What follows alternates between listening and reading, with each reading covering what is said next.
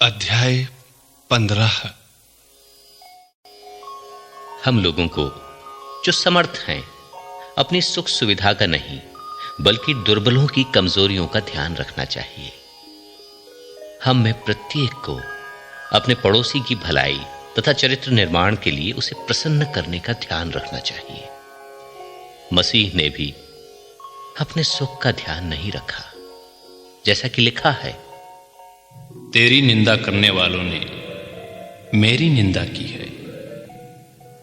धर्म ग्रंथ में जो कुछ पहले लिखा गया था वो हमारी शिक्षा के लिए लिखा गया था, जिससे हमें उससे धैर्य तथा सांत्वना मिलती रहे और इस प्रकार हम अपनी आशा बनाए रख सकें। ईश्वर ही धैर्य तथा सांत्वना का स्रोत है।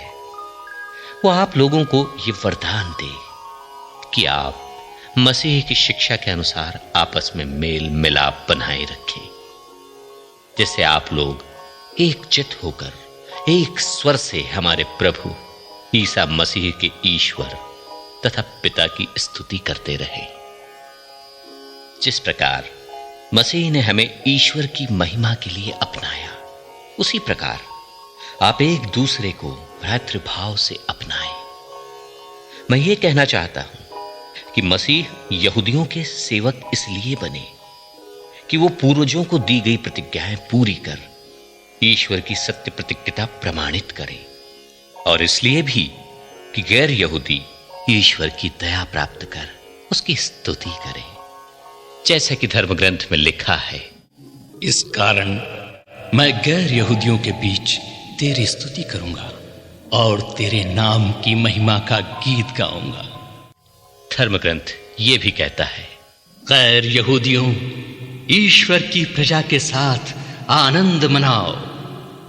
और फिर ये, सभी राष्ट्रों प्रभु की स्तुति करो, सभी जातियां प्रभु की स्तुति करें। और ईसायास भी ये कहते हैं, यस्से का वंशज प्रकट हो जाएगा, वो गैर यहूदियों का शासन करने के लिए उठ खड़ा होगा और गैर यहूदी उसी पर भरोसा रखेंगे। आशा का स्रोत ईश्वर आप लोगों को विश्वास द्वारा प्रचुर आनंद और शांति प्रदान करे, जिससे पवित्र आत्मा के सामर्थ्य से आप लोगों की आशा परिपूर्ण हो। पौलुस की धर्म सेवा। भाइयों, मुझे दृढ़ विश्वास है कि आप लोग सद्भाव और हर प्रकार के ज्ञान से परिपूर्ण होकर एक दूसरे को सत्परामर्श देने योग्य हैं।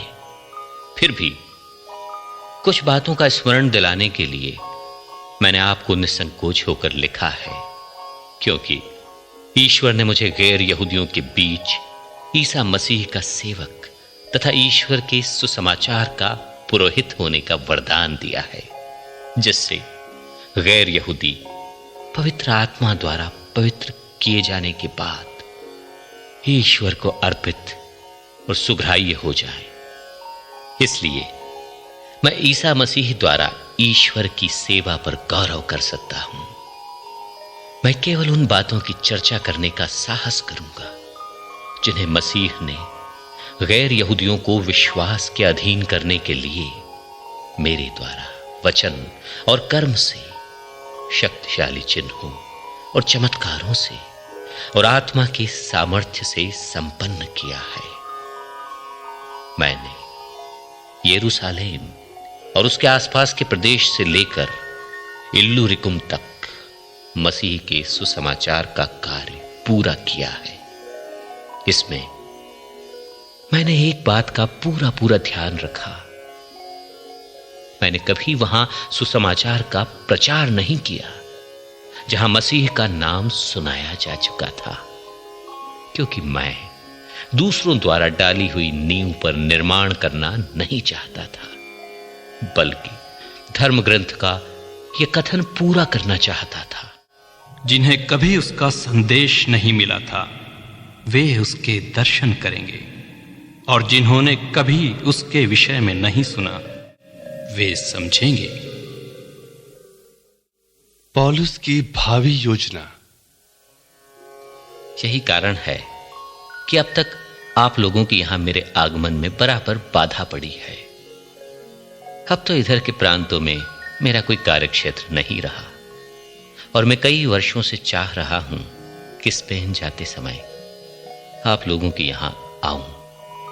मुझे आशा है कि मैं उस यात्रा में आप लोगों के दर्शन करूंगा और कुछ समय तक आपकी संगति का लाभ उठाने के बाद आप लोगों की सहायता से स्पेन की यात्रा कर सकूंगा। मैं अब संतों की सेवा में यरूशलेम जा रहा हूं। यरूशलेम में रहने वाली कलीसिया के दरिद्रों की सहायता के लिए मकेदुनिया और अखैया के लोगों ने चंदा एकत्र करने का निश्चय किया है। उनका निश्चय उचित ही है।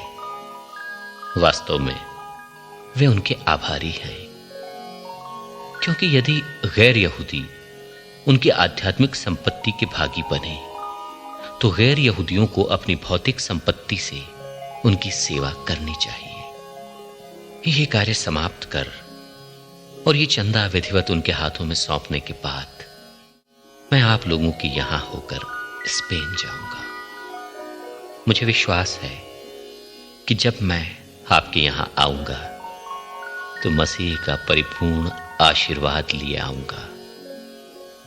भाइयों, हमारे प्रभु ईसा मसीह और आत्मा के प्रेम के नाम पर मैं आप लोगों से अनुरोध करता हूं कि आप संघर्ष में मेरा साथ देते रहें और मेरे लिए ईश्वर से प्रार्थना करें।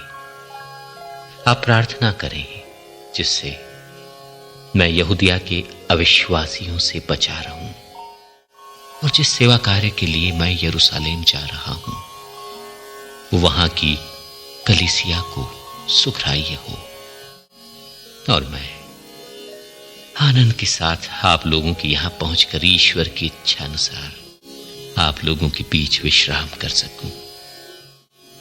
शांति का ईश्वर आप सबों के साथ रहे। आमीन।